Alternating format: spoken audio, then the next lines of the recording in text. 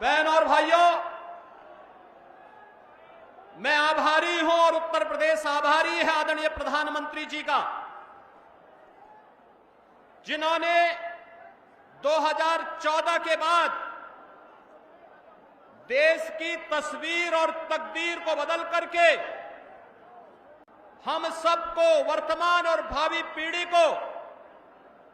एक नए भारत का दर्शन कराया है और हम सब आभारी भी हैं। कल ही किसानों के मसीहा पूर्व प्रधानमंत्री परम श्रद्धेय चौधरी चरण सिंह जी को भारत रत्न का सम्मान देकर के आपने किसानों का जो सम्मान किया है, पूरा उत्तर प्रदेश और देश का अन्नदाता किसान इसके लिए आपके प्रति कृतज्ञता ज्ञापित करते हुए आभार व्यक्त करता है। यह हमारा सौभाग्य है कि देश जब अपनी आजादी के अमृत काल में प्रवेश किया है, तब इस देश को यशस्वी नेतृत्व के रूप में 10 वर्ष से मोदी जी का करिश्माई नेतृत्व प्राप्त हुआ है। पूरे देश के अंदर आज एक ही आवाज है और वह आवाज जो आज देश के अंदर जुड़ रही है, जो देश ने देखा अपनी आंखों से, युवाओं के लिए आजीविका भी है तो उनकी आस्था का सम्मान भी है। और मित्रों, हम सबको तय करना है कि हमें कर्फ्यू चाहिए या कावड़ यात्रा चाहिए।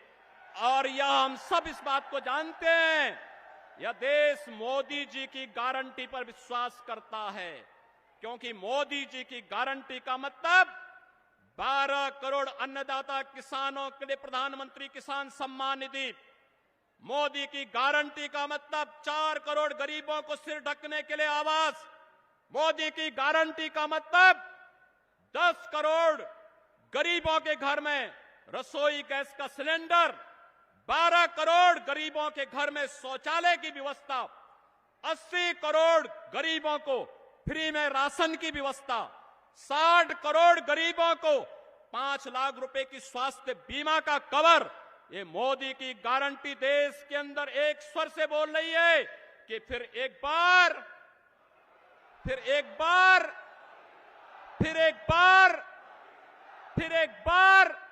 मोदी सरकार। और यही तो मोदी की गारंटी है, जो कहते हैं वो करके रहते हैं। और मोदी जी की गारंटी पर यूपी को यकीन है, भारत को भरोसा है, क्योंकि मोदी जी मात्र सपने नहीं बुनते, क्योंकि मोदी जी ने जो करके दिखाया है हकीकत बुनते हैं। इसीलिए तो लोग बार बार मोदी जी को चुनते हैं। और बंधुओं, मोदी जी के नेतृत्व में उत्तर प्रदेश ने 2014, 2017, 2019 और 2022 में अपना आशीर्वाद दिया है। भारतीय जनता पार्टी और सहयोगी दलों को आज फिर से आपका आशीर्वाद प्राप्त हो, उत्तर प्रदेश की जनता जनार्दन का आशीर्वाद प्राप्त हो। इसके लिए आज आदरणीय प्रधानमंत्री जी चुनाव का शुभारंभ करने के लिए इस क्रांति धरा पर आए हैं। मैं उत्तर प्रदेश वासियों की ओर से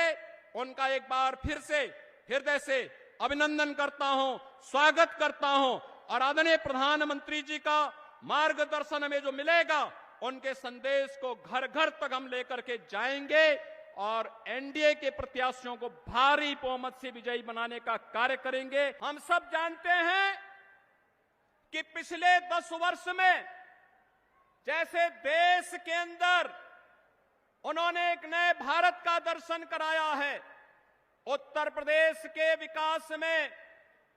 जो तत्व बाधक थे, उन बाधाओं को दूर करा करके उत्तर प्रदेश को नेतृत्व और मार्गदर्शन दे करके आज नए भारत के नए उत्तर प्रदेश को हम सबके सामने प्रस्तुत किया है। और मेरठ इसके लिए आभारी है आदरणीय प्रधानमंत्री जी का। मेरठ में विकास की इतनी सारी सौगातें दी हैं, 12 लेन का हाईवे और एक्सप्रेस हाईवे हो या रैपिड रेल,